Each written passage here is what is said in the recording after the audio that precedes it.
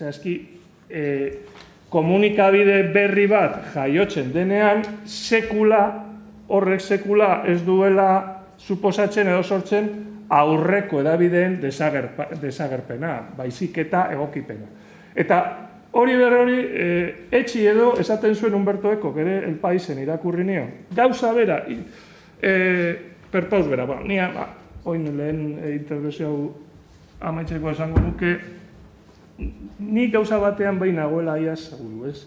Segurazki ez dela desagertuko papera, baina oin arte egunkaria bazen masa komunikabide nagusia albistea jasotzeko, paper hori nizegun nago behin betiko galduko duela. Eta pasako da, eta aipatu da lehen aurreko bitxaldietan, pasako da izatera elitentzako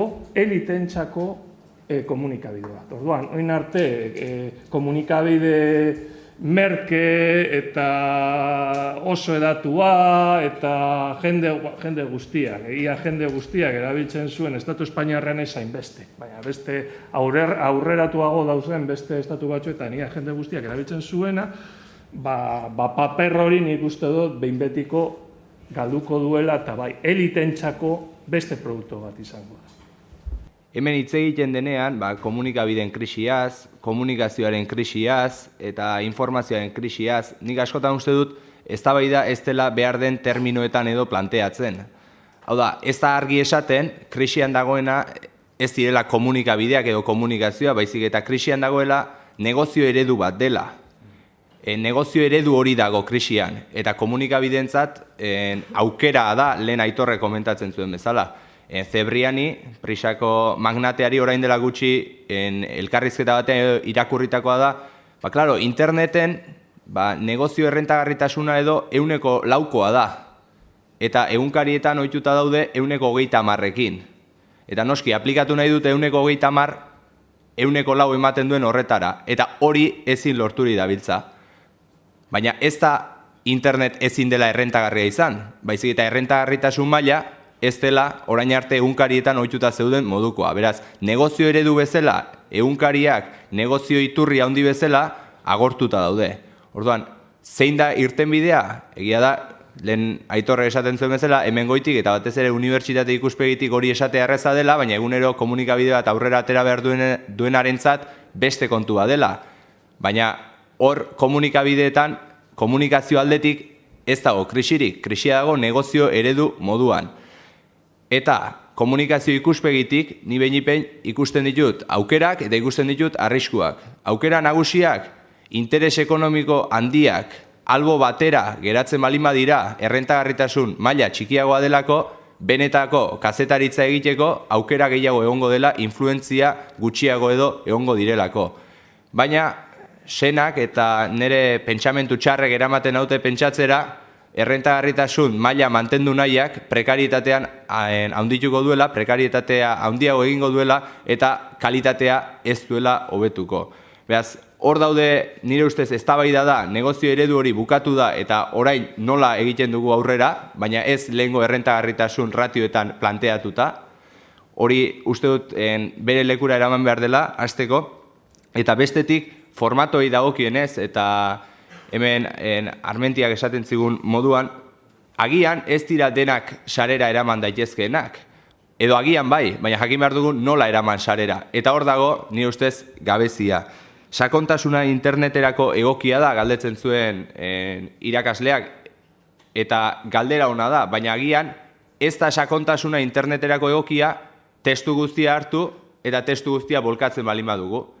Baina lehen Barela gaipatu duen moduan, badaude hipertestualitatean zer landu eta zer aztertu handiak. Eta benetan hor dago nire ustez arazo handiena. Gure formatoak, gure ideiak antolatzeko moduak, informazioa antolatzeko modua, eta dena da forma tradizionala. Eta forma tradizional hori egin nahi dugu hartu paperetik eta eraman internetera. Eta hor da ikusten dugu ez duela funtzionatzen.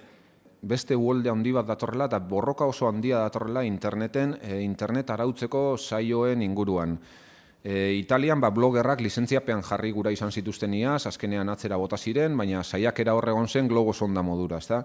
Edo Frantzian Adopi legea, pirateriaren aurka, parlamentura heldu dena, Erresuma Batuan de Independentek argitaratu du, zelan sare sozialak eta Facebook eta dituzten jomugan, eta horko erabiltzaileak eta kontrolatu nahi dituzten, eta Espainian Kanonarekin eta González Sinderekin eta zer gertatzen den guztiok ikusten dugu, ezta? Eta Europako legebiltzarrera ere heldu dira orain ekimenak internet arautzen saiatzeko. Hori esalde eskontra, baina hori eztabaida hori egon egingo da. Eta hor, borroka sutsuak egongo dira aldekoen eta zera internetek libre behar duela diotenen artean.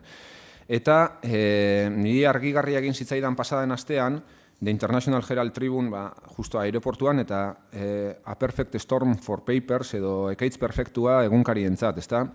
Artikulu bat zekarren, iritzi atalean, eta esaten zuen, erronka nagusia izango da, interneten albisteak enpaketatu eta horriei presioa jartzea.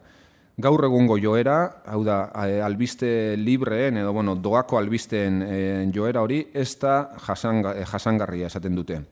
Albisteak zera egitea, garestia da, eta etorkizunean honek apuntatzen zuen albisteak interneten ere ordaindu egin beharko direla.